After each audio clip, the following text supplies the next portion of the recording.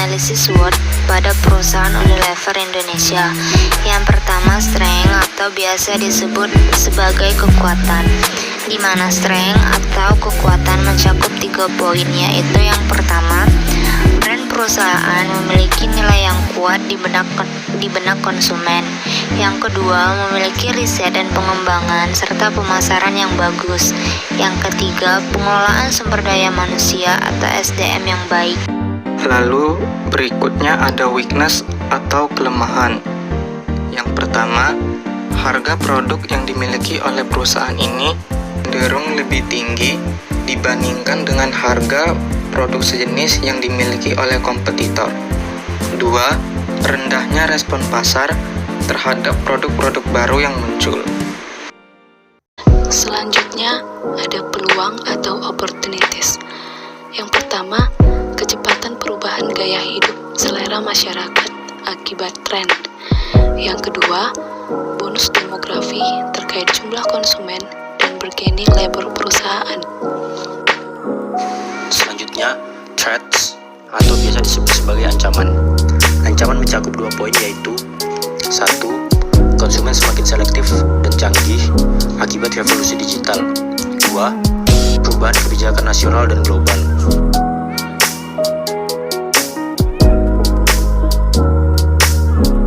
Strategi SO. Yang pertama, membuat brand image yang sesuai dengan tren. Ini merupakan solusi dari S1 dan O1. Dalam membangun brand image, tak lain dengan mengidentifikasi target pelanggan bisnis. Perusahaan bisa menentukan target berdasarkan umur, lokasi geografis, atau budaya sesuai kebutuhan pemasaran. Menentukan target pelanggan dengan spesifikasi tertentu menjadi hal penting dalam menyusun strategi pemasaran yang lebih efektif, sehingga perusahaan dapat menjadi penyedia kebutuhan para pelanggan. Yang kedua, melakukan riset dan pengembangan dengan cepat dan tepat. Ini merupakan solusi dari S2 dan O1. Riset pemasaran berarti melakukan riset terhadap pasar untuk menentukan bentuk pemasaran yang tepat bagi bisnis. Riset pasar merupakan metode efektif dalam melihat kebutuhan dan keinginan pasar, mencari tahu berbagai peluang yang ada hingga preferensi konsumen. Riset pasar berarti mengumpulkan data dari target pasar yang menjadi sasaran produk atau jasa dari suatu bisnis. Data-data yang dikumpulkan berupa kebutuhan pasar, peluang bisnis, tantangan, hingga informasi mengenai kompetitor. Yang ketiga, mengembangkan brand-brand produk untuk memenuhi kebutuhan konsumen yang semakin meningkat. Ini merupakan solusi dari S1 dan O2. Brand yang baik akan selalu dikenal dan memiliki pengaruh yang tinggi bagi pelanggan, dan berpotensi untuk menciptakan basis pelanggan yang loyal. Menentukan fokus brand merupakan sesuatu yang sangat penting, karena akan sangat berpengaruh terhadap semua elemen yang ada selama mengembangkan brand tersebut. Perusahaan membutuhkan identitas pembeda dengan perusahaan pesaing. Adanya citra bisnis yang berbeda akan membuat perusahaan akan lebih menonjol. Terlebih lagi, jika brand yang dikembangkan memiliki karakter yang unik.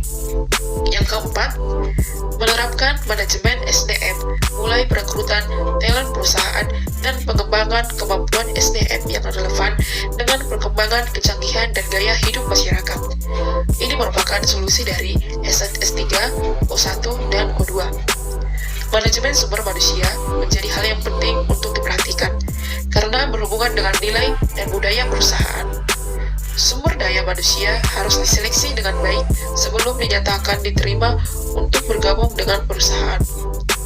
Proses seleksi hingga pengelolaan karyawan ini termasuk ke dalam manajemen sumber daya manusia. Sumber daya manusia inilah nanti yang akan membentuk perusahaan untuk mencapai tujuannya. Semua masalah yang terjadi pada ruang lingkup karyawan, pegawai, buruh, manajer, atau semua tenaga kerja yang berhubungan dengan pekerjaan menjadi perhatian perusahaan.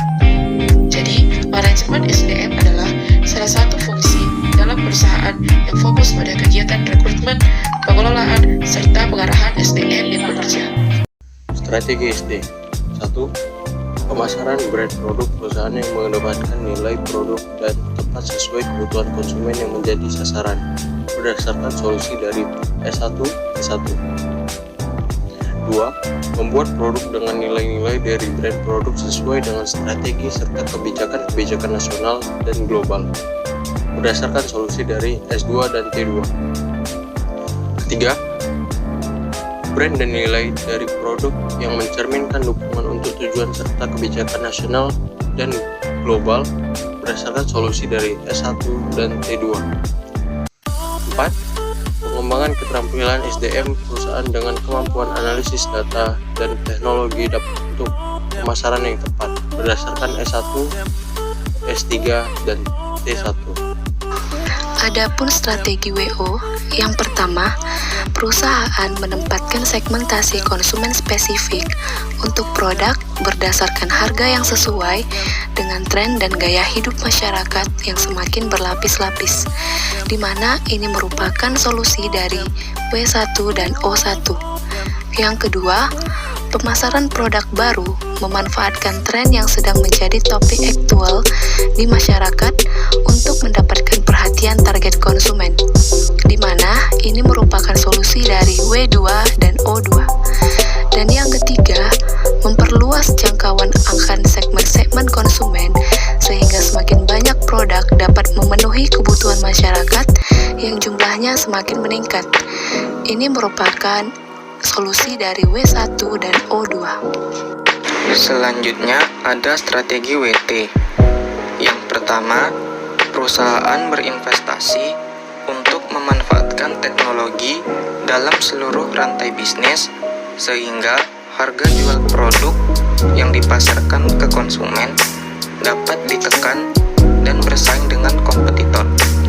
Ini merupakan solusi dari W1 dan T1. Yang kedua, menggunakan jaminan produk seperti bahan baku organik pada brand-brand yang dimiliki oleh perusahaan untuk meningkatkan kepercayaan konsumen sehingga faktor harga jual produk tidak terlalu menjadi perhatian konsumen.